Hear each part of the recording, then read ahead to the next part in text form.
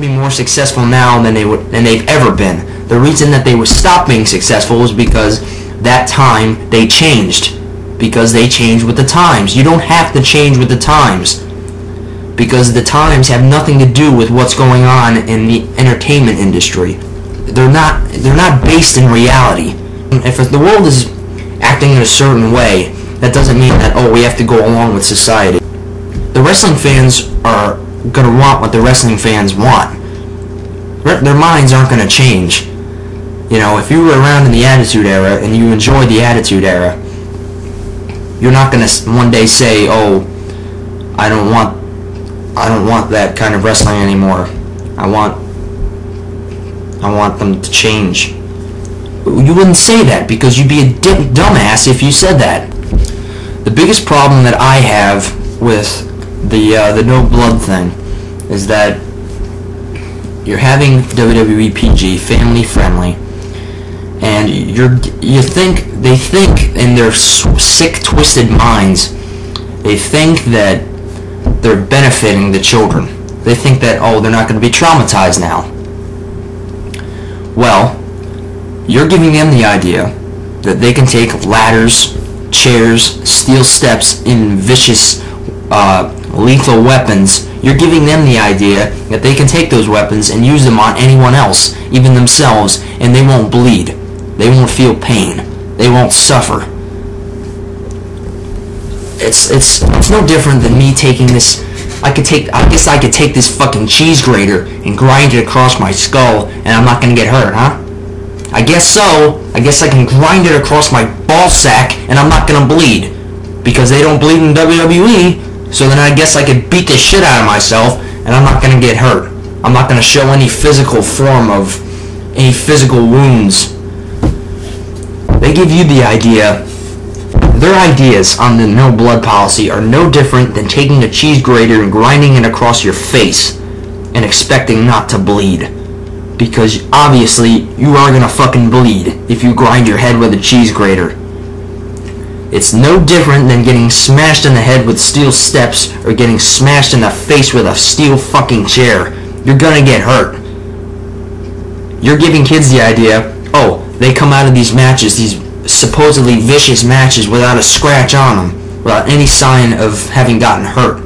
So then the kids are gonna think, oh, so then I guess we can do this. I can do this match with my brother Billy Bob, and we're not gonna have any physical signs of injury.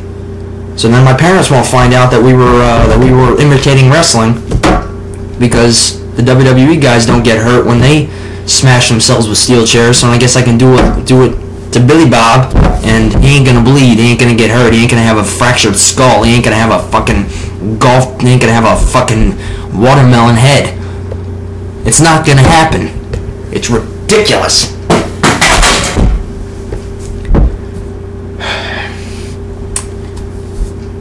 And apparently, for some of you who don't know, Dixie Carter apparently, this really made me mad. Dixie Carter apparently wants to go family friendly in TNA. If you haven't heard. And Eric Bischoff's response to this made me love Eric Bischoff even more. Eric Bischoff said, never gonna happen. Because recently, a couple days ago, Eric Bischoff and Hulk Hogan were on Bubba the Love Sponge, and they were asked about Dixie Carter wanting to have TNA go family friendly. And Eric Bischoff and Hogan said simply, it's not gonna happen.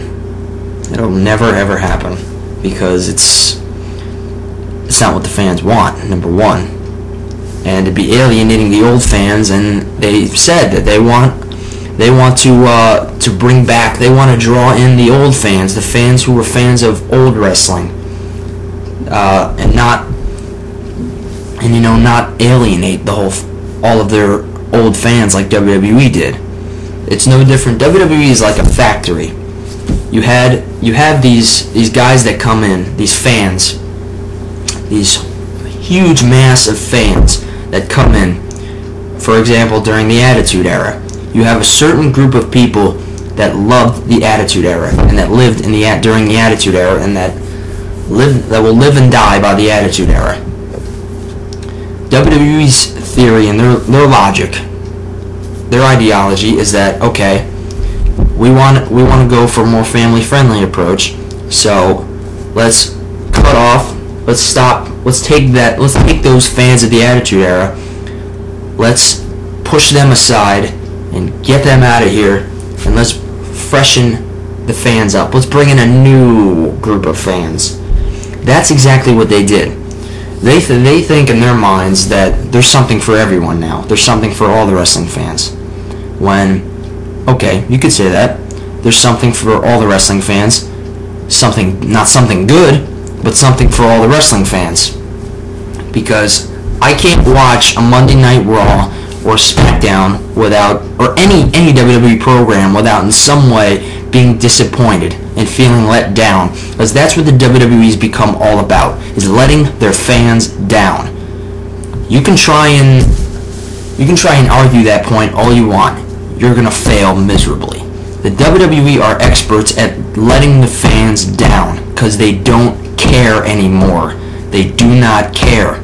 You could even say that they didn't give a shit in the Attitude Era because they were trying to compete with WCW, and even then, they weren't doing the Attitude Era for the fans. They were doing the Attitude Era so they could beat WCW and put them out of business. Because WCW was trying to put WWF out of business. So if anybody out there thinks that Vince McMahon or the WWE cares about the wrestling fans, you need to get your head out of the sand, seriously. Because you're in for a whole mess of disappointment down the road. It's just, if you think that they care about what you want, if you think that they care about what you think, you're wrong. It's as simple as that. You're dead wrong. They don't care about what the fans want. If they ever did care about what the fans want, that time is long gone. I'm sorry to say it. It makes me feel bad, and it makes me feel even worse now, but the times, unfortunately, the WWE has changed in a huge way. The WWE has never been the same since they were sued by the World Wildlife Fund, which they're still battling to this day, if you don't know. Every year, the WWE still has to go to court. They have to go back to court and fight against World Wildlife Fund to try and get the WWF name back. They may one day get it back. They may one day end up to get the WWF name back. To be honest with you, I don't want that to happen, because it makes the time that... When you look at the WWE now, the WWF and the WWE are completely different. I consider them totally different organizations.